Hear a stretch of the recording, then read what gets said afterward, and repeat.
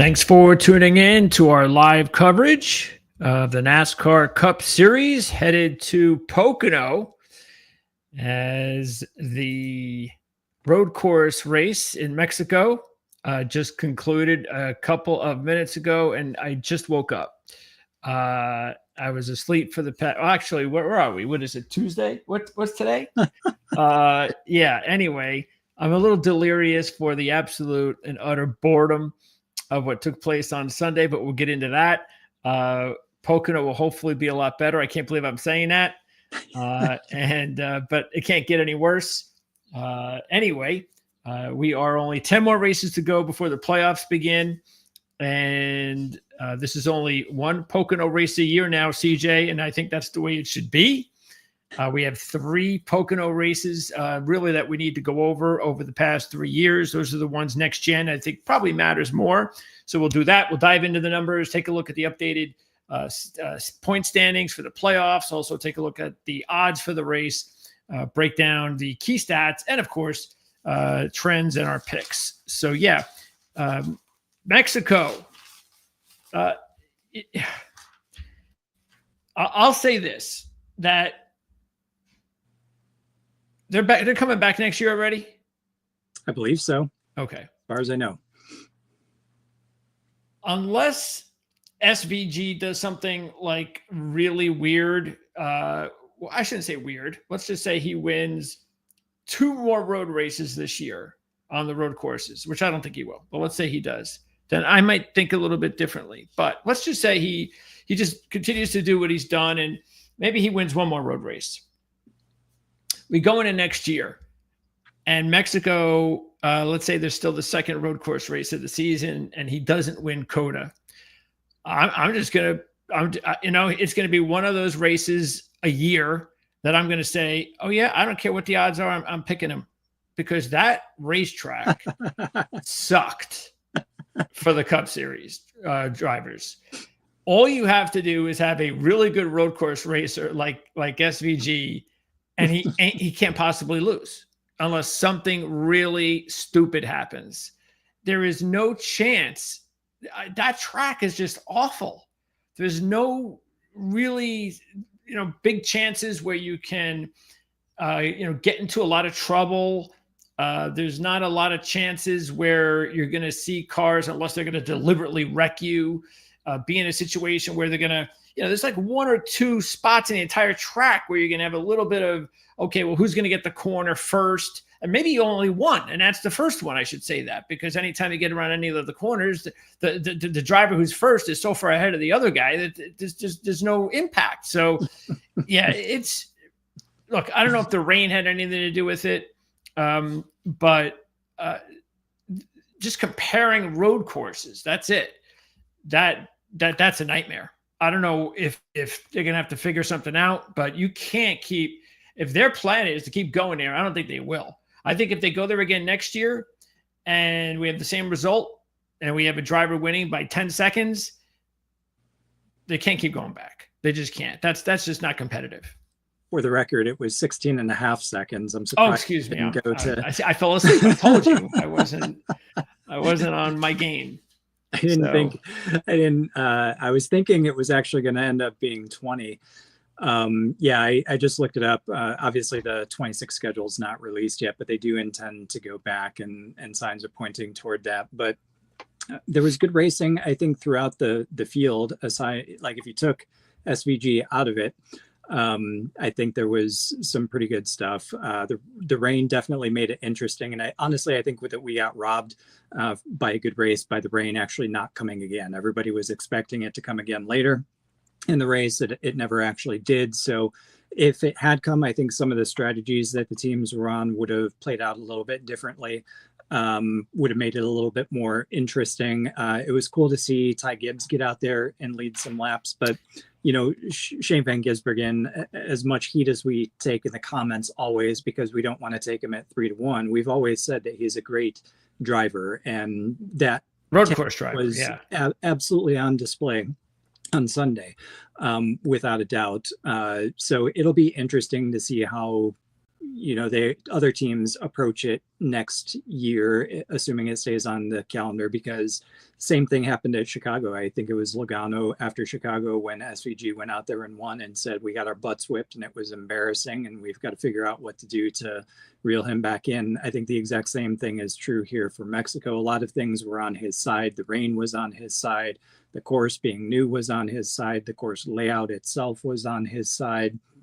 All that kind of stuff went in his favor. But I think also very important to note that Mexico and road courses in general, we talked a lot about them becoming much more strategic and not really needing to qualify up front as you would in the past, I guess. Sonoma is a little bit different, but road courses, aside from Sonoma now going forward, I think we see that. There were only 2 drivers that finished inside the top 10 that actually started inside the top 10. The rest of the 8 were 12th or worse. And your second place finisher, Christopher Bell, started 31st. Your fourth place finisher started 29th. So I think there was some good stuff out of the race, but SVG and his abilities did absolutely make it a snoozer aside from those things.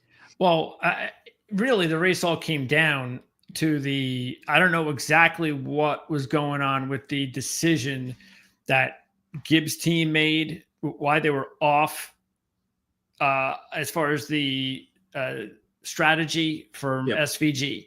Because I don't know why they did that because, and maybe this was something that they planned, or you would think that's what they did. They planned this in the beginning of the race. But to me, it was pretty obvious that Gibbs was the only competitive driver that could match SVG, and that it was like whoever was going to be in the lead was going to be in a good situation. And every time he was in the lead, Gibbs, he was fine. The longer the runs were, SVG was able to catch him. But still, I didn't understand, okay, well, let's pit. SVG stays out. And when Gibbs regained the lead, it's, well, if there's a caution that comes out, we're fucked and the race is over. What kind of strategy is that? Why would you do that when you're not like the rest of the drivers? You actually have a competitive car. I don't understand why they made that decision. Yeah, I don't either. And that's part of the reason why I was saying I think we got robbed of a better race should the rain have come back, because I think that would have probably played a little bit more into some drivers' hands, some teams' hands with the strategies that they were calling. Cindric, I mean, look at what Cindric was able to do on a completely drenched track on dry tires. It was just unbelievable. He went like 40 some laps before he ended up finally pitting, drove all the way through the rain on dry tires. Imagine, from his perspective, if it would have just stayed dry. So I think the weather definitely played an impact or made an impact on the race. I would have liked to have seen a different strategy called by the 54 team for Gibbs, because you're right, he was competitive. He did get out there and lead laps, 27 of them.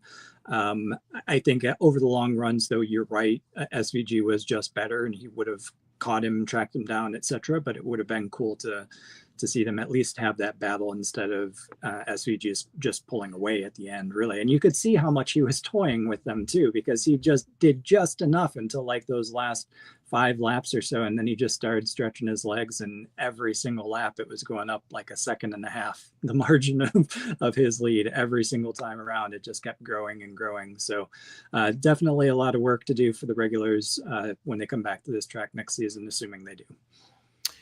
Yeah, and look, the key for me is 2 things with SVG. One is like I was saying before, how does he perform the rest of the season on the road courses? The road courses that are a little bit more chaotic, where, and like you said, a lot of things really did, and we talked about it, that if there was a good race that would set up nicely for him, this was, because this was the first time any of these drivers had seen it, and he's the best road course driver. So I hope that that's the case next year when we go back, which we probably will, back to Mexico. I hope that, like you said, they did make some improvements from the first Chicago race to the second one. But let's also keep in mind, he wrecked in the Chicago race, which is, again, one of those reasons why, and we're going to get into Hamlin, Larson, and the rest of the drivers this week, who are the favorites, and talk about why no matter who the driver is, as we've said for years, and a lot of it's usually Larson. Mhm. Larson's the one who usually target more than anything. That it doesn't make any sense to go after, like remember last year, how many times was Kyle Larson the heavy favorite in a race? We constantly said it's ridiculous. You can't take him at that number. And how many times did he have awful finishes and he, DNFs, finished in the 30s, whatever. Everybody knew it. And yet the odds still came back over and over again in that situation. So that's really what it's about. But that's why I was saying is that if I don't see any changes, I don't see anything different on the road courses this year, and I don't feel like I see anything different. Let's say he qualifies and practices just like he did this past week next year, and he's on the pole again next year. Hey, he's 2 or 3 to 1. I'll take him, because it actually be one of those wagers, one of those minute times a year. And I say the same thing about Scotty Scheffler on the PGA Tour. I can't take him. I don't care how many he wins. I just can't. The number's too low. But there might be a situation where it makes sense. And that would be the time that it would make sense. And if I could take advantage of that, then I'll try to do that. I hope I don't have to. I hope they figure out a way to make it tougher. But the other thing too is that I want to see him be a better driver overall. I don't like the whole idea of a elite road course driver being in the playoffs if he hasn't done anything except win a road course race or two. Sort of like what we're seeing like every year when we're hearing with AJ. I'm kind of disappointed that AJ the team hasn't been better this year after the big couple of years he had in Xfinity. I just felt when he came back full-time to Cup, he was going to be a better Cup driver, or the team would be better. They're not. It's like the same thing. It's like, well, I guess if he gets in, it's got to be a road course. And I guess, there's some financial rewards for that. Fine. But what is it going to matter if guys like AJ and SVG go out in the first round? It just, what's that for? Yeah, I don't disagree with you. I think as far as first of all, you might actually end up getting Formula One odds if nothing changes. Yeah, that's true. Next year, and they'll be negative for SVG. Well, that's why I said if things stay the same on the road courses this year, because if he dominates the road courses this year, you're right. The odds will be Formula One type. For sure. Yeah. I think Watkins Glen is going to be really interesting because remember Chris Buescher, and he went head to head, and Buescher was behind him, and Buescher forced him into a mistake in the bus stop chicane out the back there, and that's how Buescher ended up getting a run on him and getting by. So he's going to be fast at all the road courses. We know that, but like you said, a lot of the road courses are pretty chaotic and anything can happen, and that's why it's really tough to take somebody when they're 3 to 1. I said when before you showed the odds, I said, I hope he is like 5 to 1, because if he was 5 to 1, he still would have been, a multi-point favorite. And I absolutely would have taken him because there was a lot going his direction. But given the circumstances of what happens in road course racing and just racing in general, you got one against a field of 38 to 40 other guys. Like how can you go with 2 to 1, 3 to 1 when so many things can happen over 240 miles, and not even contemplating the fact that it might have rained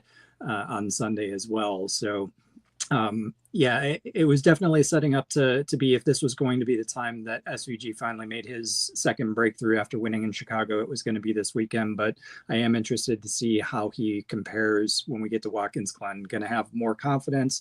He's got a Cup race under his belt at Watkins Glen, so we'll see what he's able to do this year. But we also know that these guys know that track very well and have been improving too. So I think it'll be much closer. Yeah, I think I'm willing to go into Watkins Glen knowing he's going to be the heavy favorite again. That's an easy prediction. Mm-hmm. And saying, you got to beat me one more time. Yep. You got to beat me again. And because, again, just taking a look at it, again, what does he have? 5, 6 road courses now under his belt? I'm not counting Chicago. I believe he has 6. Yeah. And he's got 1 win. So if you think about it, if you take SVG in every one of those races when he's 3 to 1 or 4 to 1, you're still down a lot of money. Yeah, and people people are still going to point to his road course success in Xfinity. Like, he was able to win road courses in Xfinity, but we talk about it all the time with Chase Elliott. This is a completely different car than the Xfinity car.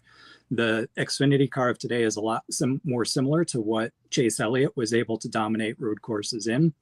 SVG's got that same kind of adaptation that's got to happen with this car at these tracks.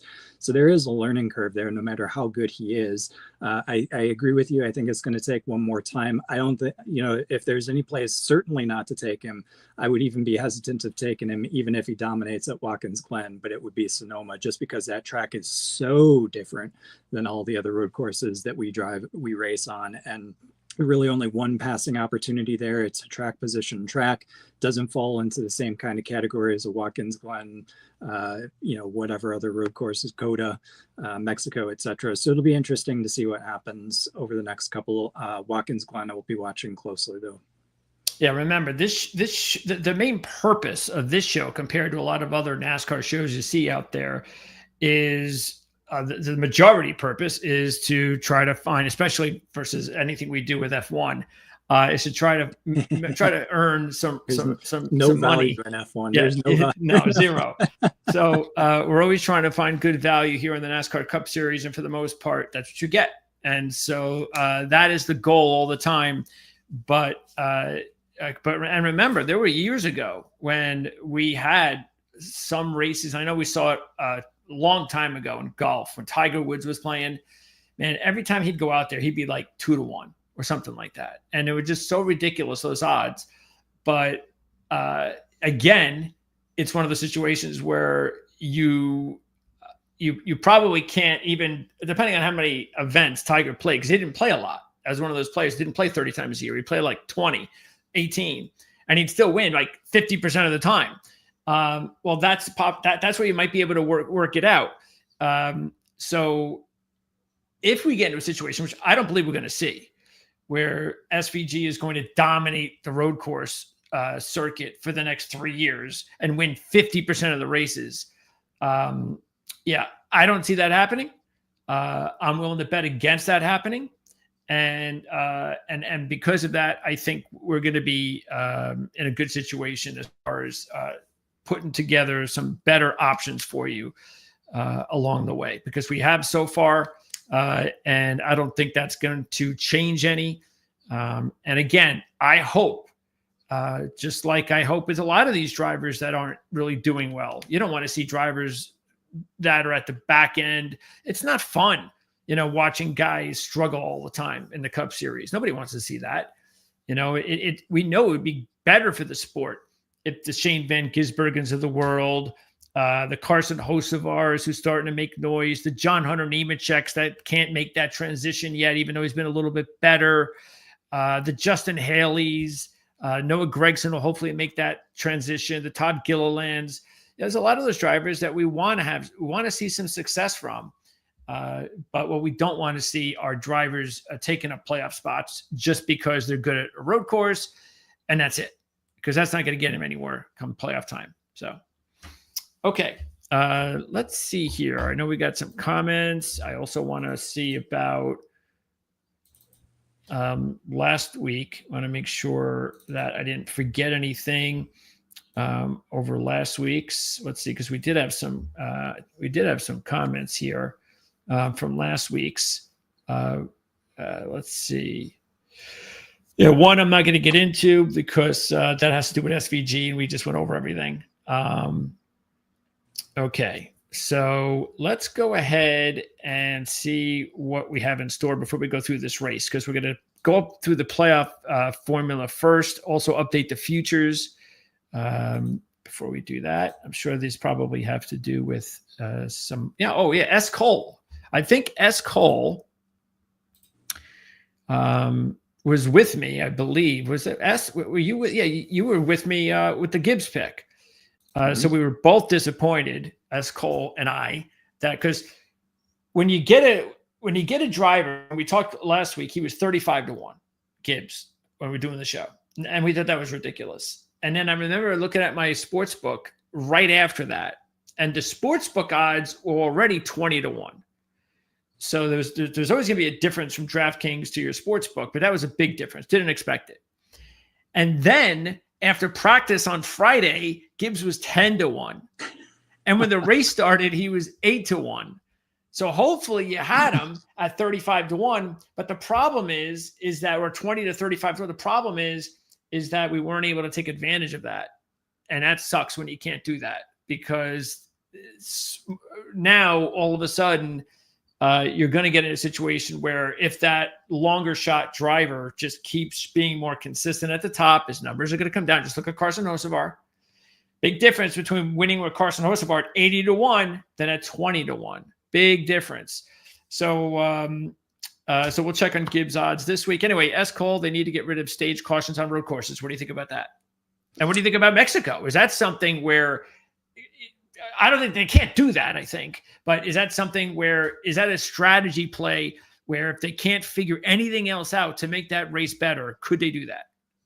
Yeah, they could. They did it before. It's only been within the past year and a half that they brought back the stage cautions at road courses. They did not have stage cautions at road courses probably 2 years ago, and I'm not sure exactly how long that lasted, but yeah, that would be one way, because it would force this strategy to play out. Otherwise, you're planning your pit stops around the guaranteed breaks. So you get a guaranteed stop, 2 guaranteed stops in every race. So road courses are a little bit different. I think we saw a couple snoozers road course wise without the cautions at stage breaks though. So they gave the opportunity back for some drivers to be able to flip the stage, gain some track position, make it a little bit more interesting. I do kind of fear that going across the board at all tracks, because I think at a place like Sonoma, which by the way, SVG did win in the Xfinity series, don't want to, upset the SVG fans again. I'll admit he did win at Sonoma. But I think with somebody of his caliber at a place like Sonoma without the stage cautions, I think we could be in store for an even worse race than we saw at Mexico. Okay, so that would be counterproductive in this at a place like Sonoma. Maybe not with Mexico with the rain and the variable conditions and things like that, but it's definitely an option worth considering. Okay, so yeah, let's get back into a little bit more of that strategy, because as S. Cole said, this was part of it. So this was exactly what I was talking about with the rain not coming really robbed us of a good race, and S. Cole nailed it right on the head. Yep. Totally. So what would have happened more than likely if it had rained? Well, I think that's what Gibbs's strategy was set around. And, Cindric staying out, he was banking that it wasn't going to rain, or if it did rain again, that he was able to survive and be able to pick up on some track position. SVG was just waiting and pushing off his pit stop as long as possible, waiting to see if the rain came, and it never did. So I think that ultimately, I think S. Cole is exactly right. That ultimately ended up torpedoing Gibbs's opportunity. Okay. Yeah. Wow. It was just, and it was one of those deals too, where you were like, oh, of course the caution came out when it really didn't suit Gibbs or even the fans, because this didn't help the fans for entertainment value. And then there was no other caution the rest of the race, because that was the only thing that could have potentially made it interesting if there was a caution again in the last 20 laps. Yeah, we needed a caution or we needed rain. And by the way, with Hocevar bringing out the caution, as you pointed out, as Cole, how many times was Hocevar involved in some kind of wreck on Sunday? It seemed like if there was a car sideways or backward, it had the 77 painted on this side. It was pretty ridiculous. Yeah, and Ricky Stenhouse being involved in one of them again. Yeah. And that was a nice little, we almost had a really interesting physical altercation there. I don't think anybody wants to see one where a driver's on the outside of the car and the driver's on the inside. We don't want to see that. But it would be real funny if the two of them, because what is Hocevar like about what? Is he like 6 inches or 7 inches taller than Stenhouse? Yeah, he's a tall guy. So that could be really interesting to see that kind of, He's got the reach on Stenhouse, but Stenhouse has the muscle, I fear. Yeah, so that could be real funny, because it's coming. It's now going to be up to when does it happen? It's happening now for sure. I guess it depends on when. Look, hey, if he really wants to get him, and Stenhouse does not make the playoffs, he knows when to get him. There you go. First round of the playoffs. Okay. let's take a look at the standings. Let's pop that up here. Where are we? We're not going to be doing this every week, but I figured for the first time, we'll take a look at it because there are 10 races to go. And let's see, where should we be? Probably right around here, I guess. Bowman, Buescher, they're about 20 or so points ahead of Preece. And then there's a little bit of a gap to McDowell, AJ. Kyle is still in big trouble. There's Hocevar and Stenhouse and the rest. How many of these drivers, so 10 have won, there are 6 spots left. How many of these drivers, give me a prediction, and anybody else out there that's watching, give us a prediction on how many more wins from any of these drivers, and who will it be to get into the playoffs? I'm going to say it's around 2 or 3. And who would they be? I could see probably Preece, Busch, and Hocevar making it. Preece, Busch, and Hocevar. Yeah, that's pretty good. I like that. I'm definitely taking Gibbs, though.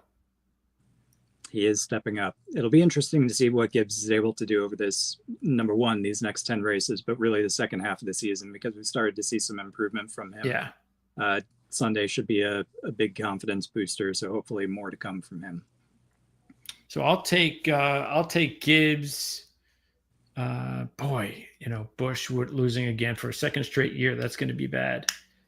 But yeah, I mean, if I was going to do that, I might do Preece, Busch, and Gibbs. I might take 3 right there. The other one is way further down is Keselowski. Oh, that's right. He's not even on the board. Right. He's 32nd, 233 points. He's 150 points out or 140 points out. If I could, he could. Absolutely, he could. He is a potential race winner. Obviously, never discount him. So he could play spoiler as well. So right now there are 6 drivers without a win, and so if that were the case, then you're now taking a look at right around probably Briscoe and Wallace.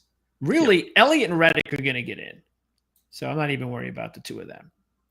This is probably where we should put the line then, right? Yeah, I would agree. These are the nervous drivers. Yep. Okay. Wallace, Briscoe, Bowman. And if you had to predict today, which 2 out of those 4 on the inside are not going to make it? Briscoe. And boy, it's tough between Buescher and Bowman. I think probably Bowman, only because he's not been as consistent as Buescher. I think Buescher may not have been getting the results, but the speed is consistently there. Alex Bowman can be lost in the wilderness in certain weeks. Yeah, it's still a long way to go. And we saw what happened when Alex Bowman got hot towards the end of the season. It carried into the playoffs, and who knows what would have happened had he not had that situation where Logano bumped him out and then won the championship. But anyway, all you have to do is get hot. You got a long way to go to get hot, and we'll see if any of these drivers can continue to steal potential spots in the postseason. Let's take a look at. All right, does this thing start this week? This in-season challenge nonsense? I think it starts after this week. Okay. So it starts when they stop racing on Prime, if I'm not mistaken. So that would be what? That would be Atlanta, I think they start. Okay. So really, isn't this just like fantasy in a way? Seriously. It's head to head. But you're not going into a race. Nobody's going into a race and is going to go, maybe they will. I don't know. They're going to go, oh, that guy, I'm against that guy in this race. So I have to make sure, we have to strategize to make sure that we're ahead of that guy. Is that what's going to happen? I think it's just to give somebody the guys on TV probably something extra to talk about. Again, I fantasy. Yeah, I agree. The focus is, and the payoff is making the playoffs. And, unless you're guaranteed a spot in the playoffs, or there's no way you're making it into the playoffs, but for some reason you're in this knockout competition and however, let the chips fall where they may. If it comes down to the last race with $1 million on the line and you're in one of those two camps, yeah, it might change how you approach the weekend and maybe the race. But I can't imagine, at least for the first couple of weeks, that anybody's going to do anything differently because, Tyler Reddick's up against Ryan Blaney for the race weekend. So nobody's making any additional money? The winner gets $1 million. So, right, so again, if you somehow, I think you go about your weekly business exactly as you do every other week. Up until when? Up until you're in the final. And then at that point, if you've got $1 million that's out there, especially if you're already in the playoffs or guaranteed not to be, then you probably approach it a little bit differently. But I would say that's about the only time you would. That's what I'm going to be. I'm going to be very interested to find out if there is any strategy at all whatsoever to this prior to the final race. I can't imagine that there's going to be. Because if there's not, then it's silly. So they've got to figure out a way to make it, more than fantasy. Otherwise, that's all it is. It's like I could just draw this up for myself and have a good time with it. That's all it is. I used to do that when I was like 8 years old. I mean, come on. I hope. Otherwise, what are we doing here? So Kyle Larson is 3-1 in the championship standings, and look, we feel the same way with the championship numbers as we do with the race numbers. Even though championship definitely, matter of fact, if I was going to wager on something that was low, I would put more stock into the championship over the race because anything can happen in a race. But even saying that, I still wouldn't put money on any of these drivers at this point. Hopefully you got these drivers before the season began at 5 or 6-1 or 7-1. So taking a look at value here, I guess this is where we start. I think William Byron is, I think this is the line that we can draw where that's good value. Yeah, I agree. Byron's been so consistent and so consistently in the top 5 all season.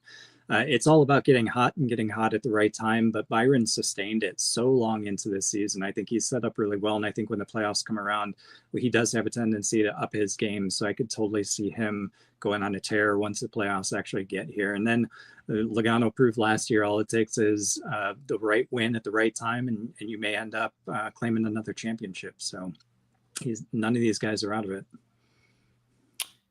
Chastain is someone to keep an eye on at 20-1. That's a good number. Good at Phoenix as well, if he can make it there. Yep, that's a key. Absolutely. Bowman, I wouldn't jump too fast on Bowman because his numbers aren't going to drop considerably anyway. So I'd rather wait to see him gain that momentum back again. If I see him gaining the momentum back again without a win, and he's still around 25-1, which he probably would be, then I stick. Look, I would have already taken the beginning of the year anyway. But if you haven't already, I still think that's the driver that's proved last year he could do it. Same thing with Kyle. He's too good of a driver to think that in the next several years that he's going to remain. Him and Chevy will remain doing nothing. And I can't see that. I kind of think at some point, now, when is that going to be? That's the trick. Maybe it's not this year.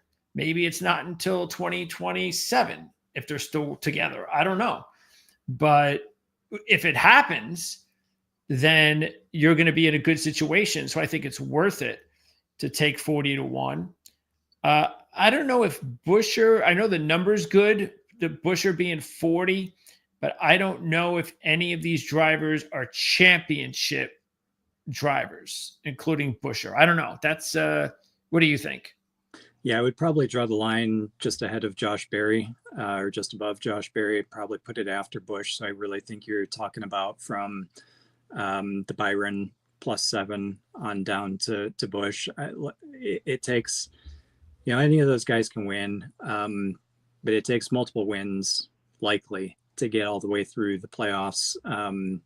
and have a shot in Phoenix. And then when you're at Phoenix, you've got to be on that day, and you've got to be the best among it. We're used to seeing those guys finish 1, 2, 3, 4, the championship contenders in that race. So so many things have to go right over those playoffs, and navigating your way through to get to Phoenix, number one, is a huge accomplishment. But then on top of that, to beat the 3 other best in the sport at the time you get to that particular afternoon, that's going to be really tough for anybody, I think, Barry and below. Okay, let's take a look at the race. The Great American Getaway 400. Is that a company, or is that like a slogan to get away to the Poconos? Like a tourist kind of I think deal? It's camping. I could be wrong. I think it's a camping RV. company. Yeah, I think so. That makes sense. Or an organization, perhaps. Yeah. Okay. Surprise, surprise. Really? Is that the first time this year outside of a super speedway? He wasn't even at the super speedway as a favorite. It would have been Blaney. No, I mean, yeah. Is this the first time that Kyle Larson has not been a favorite? Oh, Kyle outside Larson. super speedways. Yeah, for sure, without a doubt. That's so surprising. There you go. Denny Hamlin. Now, maybe it's a combination of how good he is at his career at Pocono, and that he's a new dad again. So maybe there's some karma there. But yeah, that's a surprise that Denny Hamlin has kind of broken in on Kyle Larson, which is good for anybody that wants to take Larson, I guess. But when we take a look at the statistics, I think you'll see a reason why. Now, as far as what we're going to do to break this race down, I'm only going to really zero in on the 3 NextGen races. So that's when they decided that only do 1 race a year at Pocono. So 22, 23, 24. We don't have anything trend-wise on manufacturers, because now you could say Toyota's got a little bit of a leg up, but it's kind of hard to tell because of what happened when Denny Hamlin and Kyle Busch were disqualified. Otherwise, that would have been 2 Toyota wins. But then again, they were disqualified for a reason, because that favored their cars to be faster, and that's why they probably won. So it's hard for us to tell if they would not have won without, that infraction. The other thing to keep an eye on is starting position. So NextGen tells us that you really want to start up front, and you really want to have a good practice speed as well. The combination is really what's worked so far these last 3 years. Out of the 6 speeds we have between the pole, qualifying, and final practice, those 6 sessions, 5 of them were inside the top 10 for the winner. The only one that wasn't was Ryan Blaney, started 14th last year. But Ryan Blaney is one of those drivers that typically does not have a car for whatever reason. I don't know why, but he just does not typically have a car both inside the top 10 in qualifying and in the top 10 in practice. You just don't see that from Ryan Blaney very often. So I think what I would look at is that I'd look at drivers this week that can either be both really in the top 10 in both sessions. And if you're not in the top 10 on one of the sessions, well, what kind of a driver is that? Is that kind of a driver that really needs to be in the top 10? Other than that, yeah. What do you think we should be looking at regarding practice and qualifying at Pocono? I think you hit it on the head. I think you need to start inside the top 10. You need to practice inside the top 10. And this is a track that is long. So similar to what we saw at Michigan, it may potentially end up in a fuel mileage race. We've seen that happen a couple of times, depending upon at Pocono, depending upon where the cautions fall. But really interesting to see Hamlin up there. He's won 20% of his starts at this track. So 7 total wins, could have been 8 with the disqualification. He's led laps in each of the races in the NextGen car, finished first or second. So he's definitely got it going on. It's just going to be interesting to see how he comes at one of his best tracks after a week off and having not made the trip down to Mexico. So I'm sure he'll be fine. It's interesting not to see Larson there. I'm not sure exactly how to react to that. Yeah, I've stunned you at the opening. And just checking something out here. Okay. Keep in mind, last year in the race in which Blaney won, it was one of those, and again, this is typical, especially at a Pocono. It was a strategy call because Denny Hamlin decided to, I think he had decided, if I'm not mistaken, he had decided to pit in the final stage, and Blaney stayed out and came out and started up front. Excuse me, let me get this right because I was just making sure my notes were right. Okay, so what happened was just before the end of the final stage, Blaney pitted a little bit early, and Hamlin did not. And when they came out of the pits, Blaney wound up, when they came out of the final stage caution, Blaney was the one that started up front.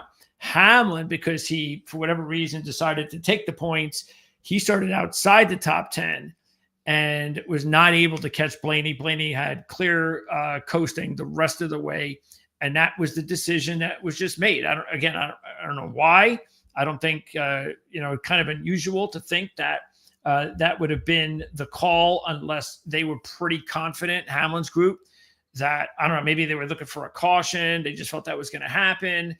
But look, that's one of those deals that strategy comes into play a lot when we just saw it last week with Gibbs pitting early and SVG staying out. And, if we talk about this a year later, that's probably, we'll probably kind of forget why they did that, but that's how it worked out for SVG. And that's how it worked out for Blaney last year. So. Yeah, and just to put the nail on the head in terms of starting position at this track, we talked about how only 2 starters inside the top 10 finished inside the top 10 at Mexico. You're right, this is also a strategy track because of its length and the ability for a few mileage to come into play. But track position is important here too.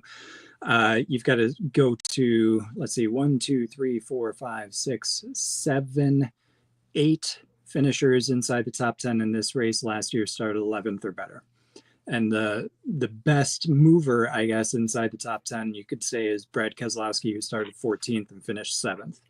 So track position, starting position, calling the right strategy, that all matters here at Pocono for sure. And definitely it was a strategy game last year, but nonetheless, Ryan Blaney still started inside the top 10. He was 8th. I don't know what his practice speeds were, but he led the last 44 laps all the way clear to the finish, as you said. He was 14th. So that was just fine. Hamlin led 31 laps last year. And again, finished in second, was not able to get past Blaney there at the end. And that's all that was. It was a good strategy call by Blaney's group. And Hamlin was not able to make the pass late. Okay, so here we go. Let's open up the board now. And we've got Larson still with a low number at 5-1. And really, there is no comparison when you see Hamlin and Larson in their careers at Pocono. We understand. Look, I don't think there's any reason why you or I, if we were making the odds, we would have Hamlin ahead of Larson, but that's not normally how Vegas does it, because there's been other tracks where we felt the same way, and that doesn't happen. Because if you look, Larson's never won here in the Cup Series, never, in 17 races. And he has just 1 top 5 in the NextGen car in the last 3 races. He's led some laps.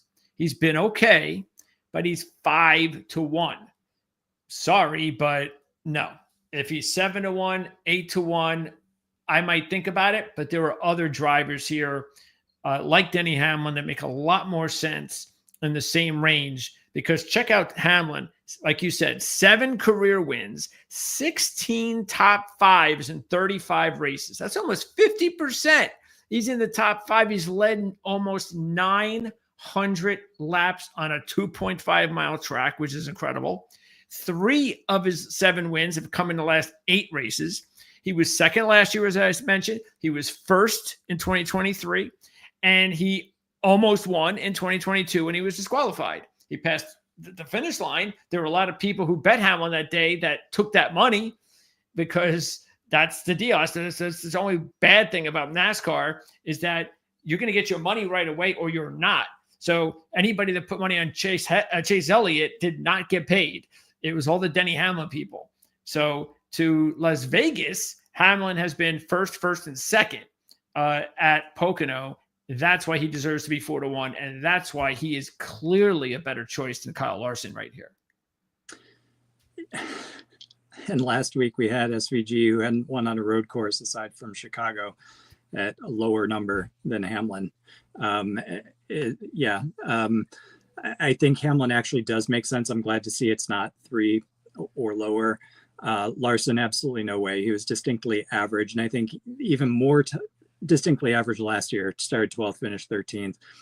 Even more so when you look at in the next gen car that he started inside the top 5 twice and only finished inside the top 5 once. I think this is a track where with Larson's up and down, he can be really good. He can be really bad. This is a place where I would expect him to have trouble. Could he go out and win? Absolutely. That's Kyle Larson. We all know that. But I agree. He just hasn't done anything, certainly not in the new generation of car, that would lead me to say that I would take him for 1 point over Denny Hamlin, who is almost at this point looking like a slam dunk there. Yeah, it's one of those things, though, that look, I think 4-1, 5-1, as we've said before, that's a line that we'll go with. It's not 3-1. 4 or 5 is still a low number that I don't normally take. And I'm not even saying that I'm going to take him yet. I mean, you've got the first pick, so you're going to decide that. But again, it's still a low number. You still got to think there's some sort of distraction going on, deservedly so, with missing last week, birth of his child and all that. None of these other drivers had to deal with that. So you have to throw that into the equation. And I don't know. But it's one of those weeks that I will say, if anybody says, hey, I'm taking Denny Hamlin at 4-1, hey, go for it, man. Because I might even do it. I'm not saying I won't. I'm just saying it's still kind of tricky. Okay. Then you've got Blaney and Byron. And I think the major difference to me here is probably just a couple of things. Blaney would have to win back-to-back races at Pocono, and he just won a little while ago, and Byron hasn't won since Daytona. Otherwise, I think it's pretty even, these two drivers right here. Blaney does have the 2 wins, though. Byron has never won. So Blaney, deservedly has a little bit of an edge on Byron. But as I said, I mean, Byron was pretty good last year, too. He finished 4th. He had a solid car, started 2nd, was on the pole in 2023, led 60 laps. That's a really good day. So because of how well Byron's looked the last 2 years, and he's so overdue for another win, I'd probably go with Byron over Blaney here, but I think it's a coin flip. Yeah, I think Byron would be my choice, and mainly because he started on the front row in each of the last 2 years. So that shows me that he's got the speed here, and it's consistently here. The finishes will come as long as you keep doing that, especially if you're somebody like Byron and with the team that he's got. And by the way, he led 60 laps from the pole in 2023. So those are all good signs, and Byron's been racing extremely well. I've been expecting him to get his next win any week now. So no reason why it couldn't come here at Pocono. Byron would be my choice out of the bunch. Yeah, keep an eye on that, because when we talk on Saturday, right around 3:00 for the starting lineup report, that's something that we'll look at. You mentioned Larson in the 2 races that he's had his best races here. He started in the top 5. He led over 18 laps in both races. And Byron has been, as you said, on the front row the last 2 years. And those were his 2 best races. So yeah, we'll find out how Byron and Larson both start on Saturday. And that could have a lot to say on whether or not you should go with one of those drivers if you wait until after qualifying or practice to wager. Okay, let's go to the next group. And Bell is still considered one of the top contenders here, but I want nothing to do with Christopher Bell at 8-1. I got other options. He's had 2 top 5s in 7 races. He's only led 17 laps in his career. He's been okay in NextGen. That's it. He's just been okay. But you got to be better than okay for me to bet you at 8-1. So I think there are much better options. Reddick, in the last 5 finishes at Pocono, he's got an average of 6.0. He hasn't won, but he's got back-to-back runner-ups and then 6th last year. Once again, the problem with Reddick is that overall, he's still in a rut. No top 5s in his last 8 races.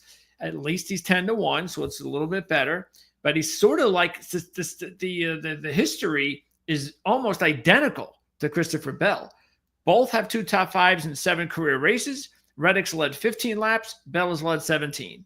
So I would rather take Reddick over Bell. I'll say that for a couple of reasons.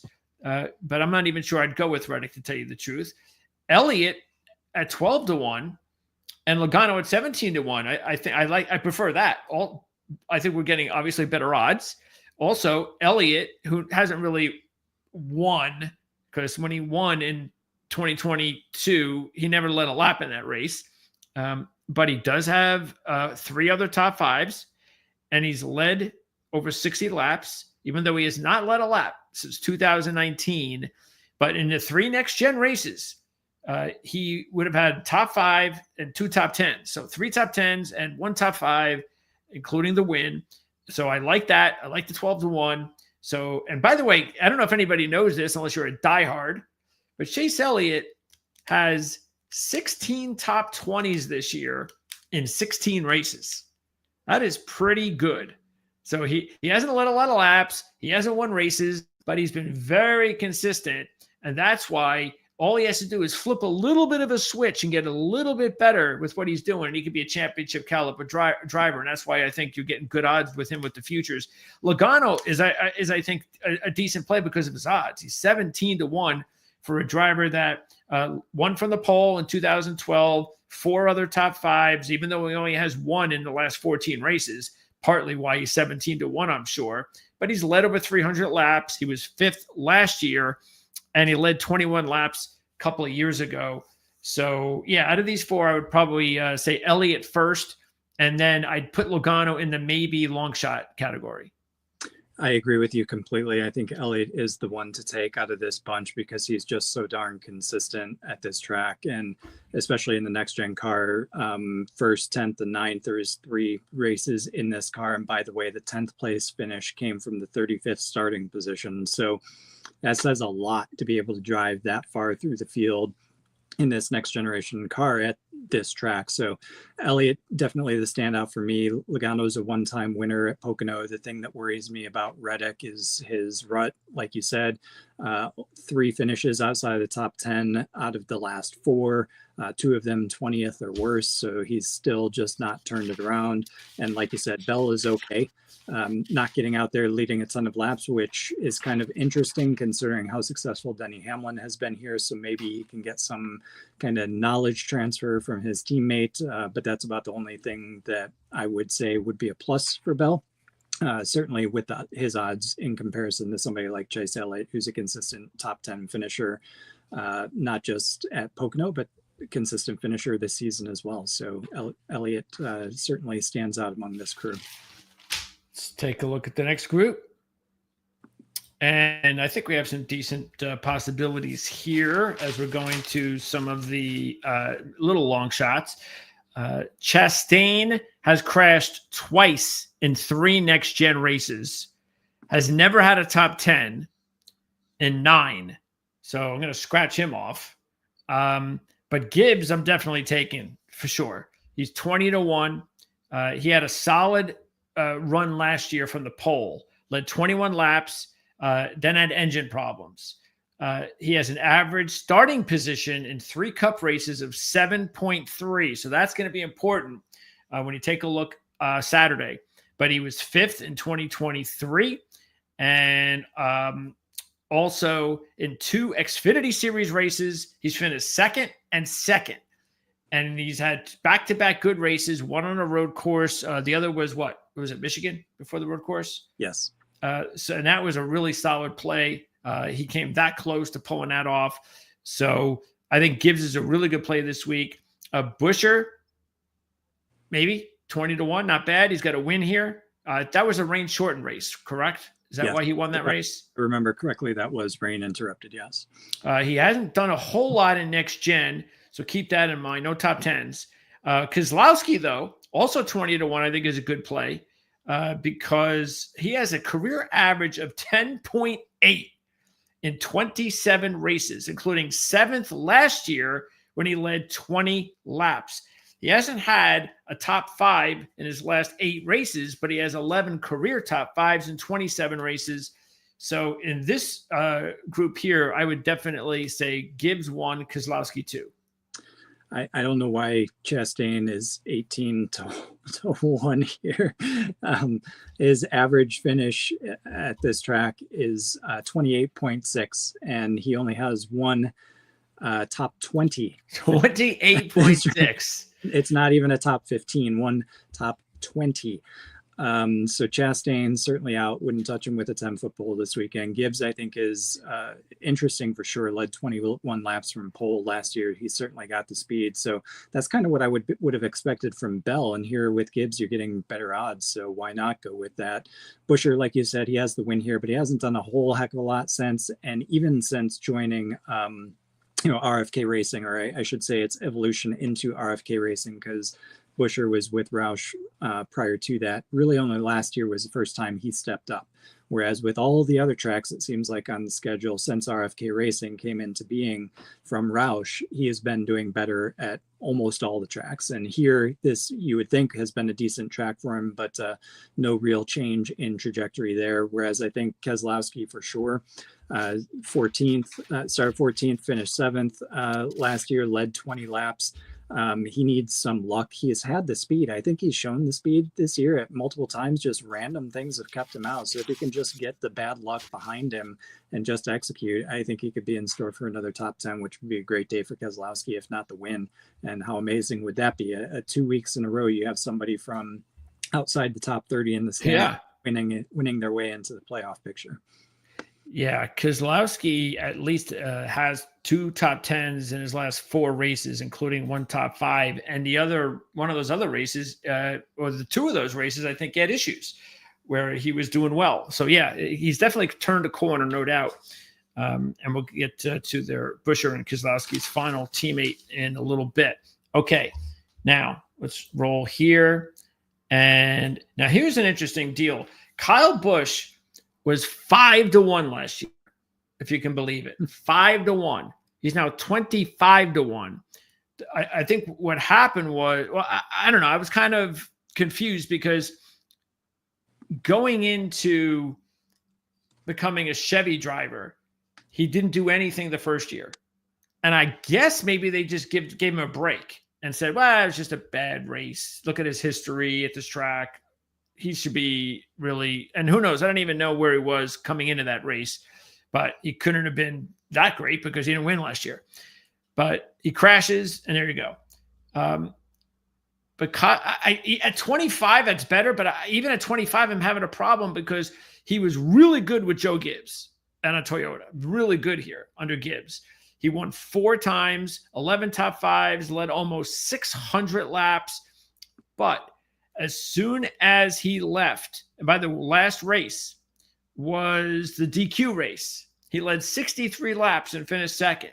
So he goes to Chevy the last 2 years. He starts 25th and 24th, finishes 21st and wrecks. He hasn't been able to find it with Chevy yet. That's why he's 25. But even then, I don't know. Unless I will say this. Because he's 25-1, if he qualifies and practices well, you're still going to get a decent number on him, and then I'll consider him. But that's a driver that I need more data on by Saturday. As far as the rest of these drivers, I think the only one to take is Wallace, believe it or not, at 25-1, because Bubba, in his last 3 races on the year, has finished 12th, 4th, and 6th. And in his 3 next-gen races, he's finished 10th, 11th, and 8th.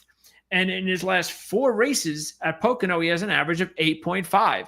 That's really good for Bubba Wallace. And that's why I would probably take Bubba Wallace actually as the only driver here out of the 4. but I want some more data on Kyle Busch on Saturday.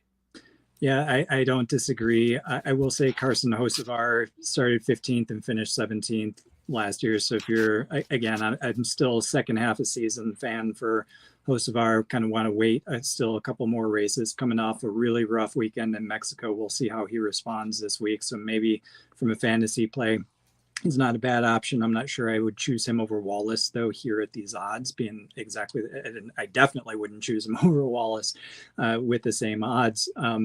Wallace, 8th, 11th, and 10th at Pocono in the last 3 races with the NextGen car. Those are all great finishes. And the 10th place finish last year came from the 29th starting spot, kind of like Chase Elliott. Those are Chase Elliott numbers that we're talking about, but you're getting Bubba Wallace 25-1. And if you needed more reason to go with Wallace this week, as you said, he has been getting better. It wasn't too long ago. It was just a couple weeks ago where he was on the cut line, bouncing around, 16th, 17th place in the standings. You've got a new winner that shifted everybody down, and Wallace is now 13th. So he has climbed his way up in the points, which tells me he's been doing a lot better in terms of his consistent finishes. And this is a place where he should have confidence because he's done really well in this car and with this team. So I think out of this bunch, hands down, Bubba Wallace is the one you want to go with. And you see how quickly you can go from, you can rise about 5 or 6 spots in the standings when you're back that deep. Just got to get on a run for 4 or 5 races. You do that, and that could change the complexion of your entire season. So that's why I was saying there's still a long time to go. Before we move on, I just got to say this about Hocevar. We know that he's had these close calls. We know that he's getting better, but I just need to have some perspective here, okay? In his last 6 races, which is roughly about the time that everybody is getting all high on Carson Hocevar, he had the runner-up, okay? The other 5 finishes are 24th, 29th, 34th, 34th, and 26th. And he's 25-1. So, this is just a situation when you're gambling on someone like Hocevar, man, you're gambling on guesswork. You're gambling on, well, it's coming. So, and I'd rather guesswork on a Keselowski because I know he's a championship driver and all that. We all know Carson Hocevar, just like we were saying last week with SVG. We know he's going to win.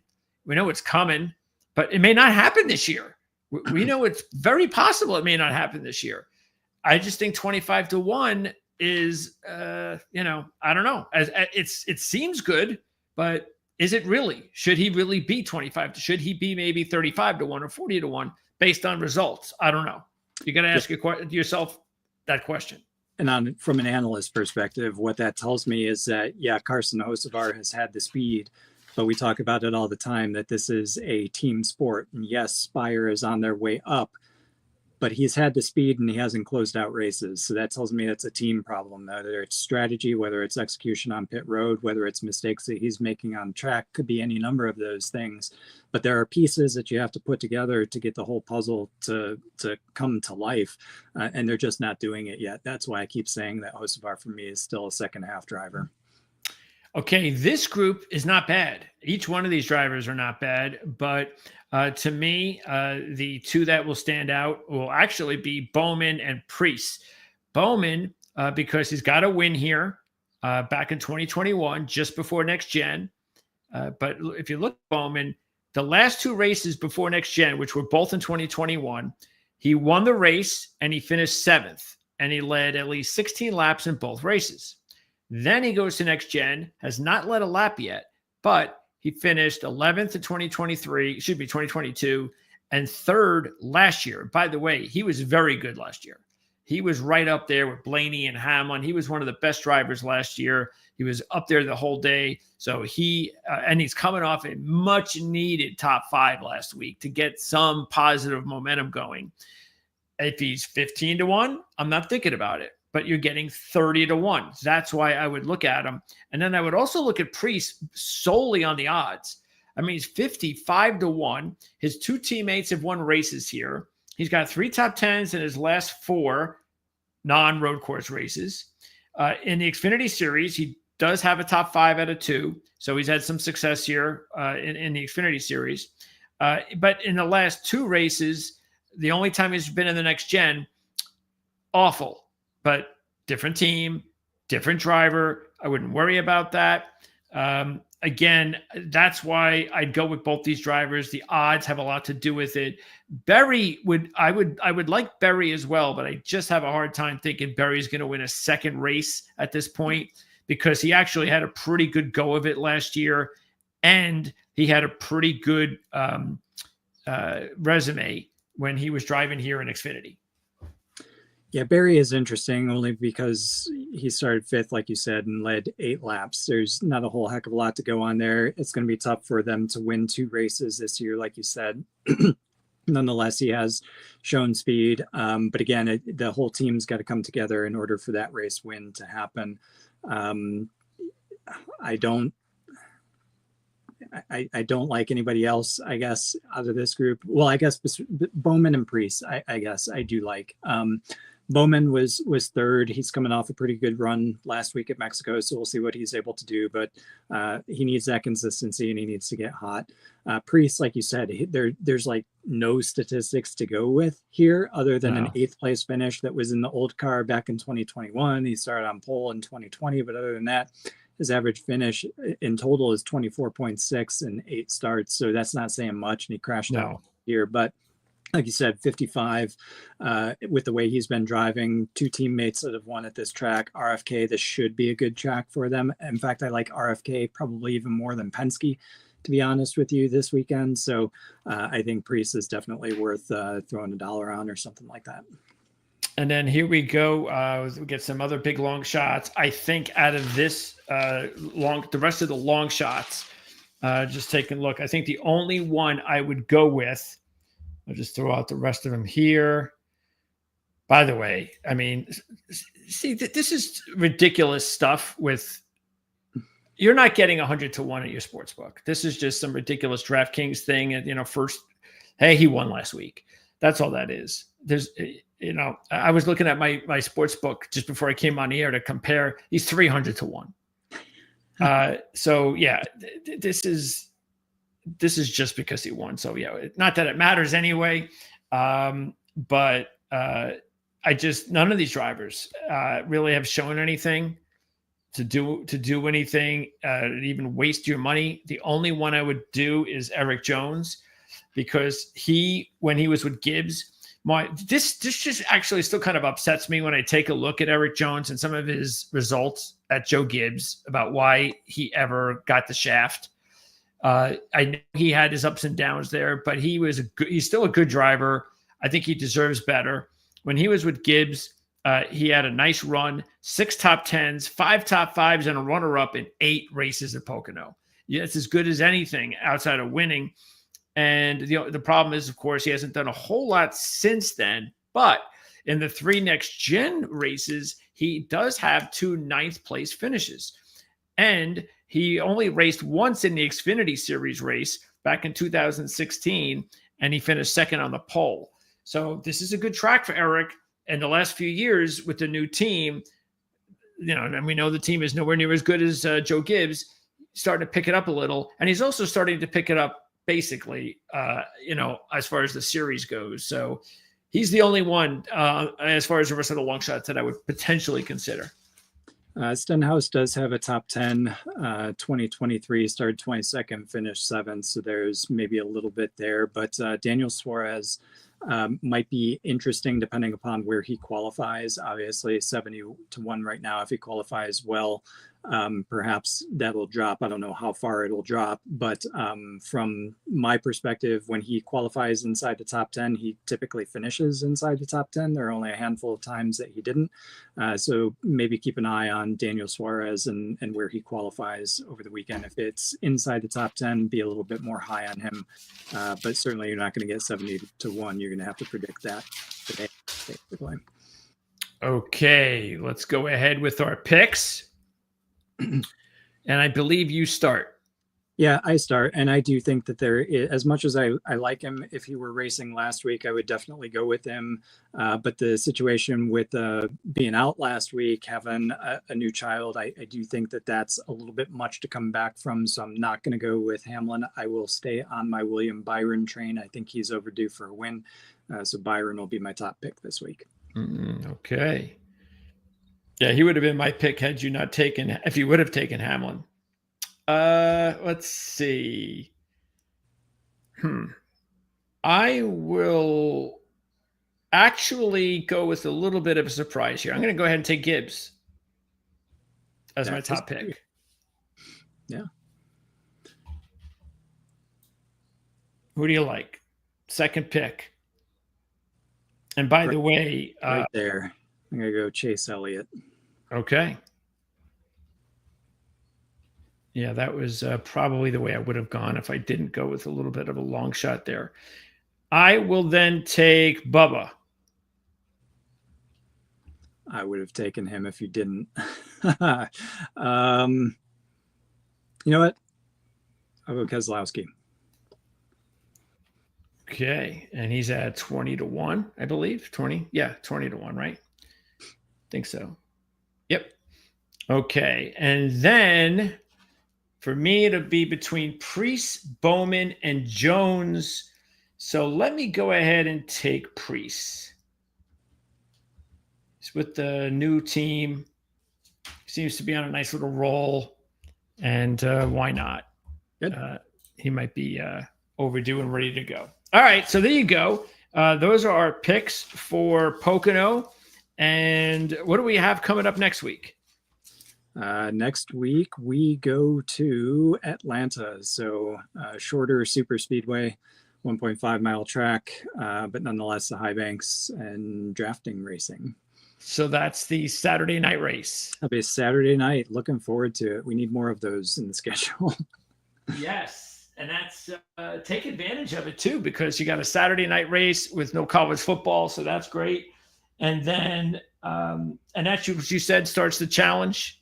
Yeah, I believe that's when the bracket challenge starts. And I think that's a 5-race stretch where they're on TNT. So it would be Atlanta through Indianapolis, I think is probably the last one.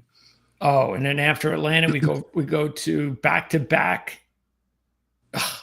We go Chicago and Sonoma. Yeah, correct. Street course and then road course. Oh, geez. All right. Anyway. Okay. So there you go. F1 next week as well. So We'll talk about what took place this past week in Canada, a little bit of surprise. So that's cool. And then where are they F1 next week? Is that Germany? It'll be in Austria. Austria. Yep. Close enough. So that's going to be next week when we talk about Formula One right here on our Motorsports Show. We'll have links in the description as well when I do the starting lineup report on Saturday, which should be about 3:00. Keep in mind, you can check out CJ's DFS race report at rotowire.com. The link will be in the video that we do on Saturday. And usually that's out on Fridays though, right? Yep. Try to get it posted Friday afternoon. Okay. So that's coming up later in the week. We'll see you on Saturday. Also take a look at Kevin Rogers. He puts his video out usually somewhere between Friday and Sunday. So you can check out Kevin and his video and what he likes for this week at Pocono as well. And that'll wrap it up. Don't forget to look in the description of the video. You can catch a whole bunch of different links for different shows, for our YouTube membership, our Patreon, and so much more.